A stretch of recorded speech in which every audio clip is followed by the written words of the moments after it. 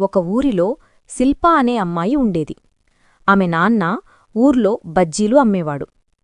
శిల్పా 10వ తరగతి పూర్తయ్యాక తిరువత్తావూరు కాలేజీలో చేరింది.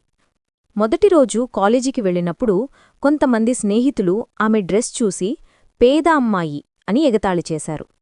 ఇంటికి వచ్చి శిల్పా కోపంతో నాన్నపై అరిచింది, "నువ్వు రోజంతా బజ్జీలు అమ్మి ఏమీ సంపాదించలేవు" అని. తర్వాత రోజు తానే బజ్జీలు అమ్మరని నిర్ణయించింది. రోజంతా అమ్మినా ఎక్కువ డబ్బు రాలేదు. అప్పుడామె తండ్రి దగ్గరికి వెళ్ళి ఏడుస్తూ చెప్పింది, "నన్ను క్షమించిండి నాన్నా."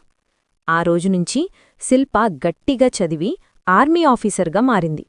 సంవత్సరాల తర్వాత ఊరికి వచ్చి గర్వంగా చెప్పింది, "నేను బజ్జీ అమ్మే రామయ్య కూతుర్ని." తండ్రి దగ్గరకు వెళ్ళి ఆయన ఆశీర్వాదం తీసుకుంది. గ్రామం మొత్తం గర్వపడింది. రామయ్య కూతురు ఆర్మీ ఆఫీసర్ అయిందట.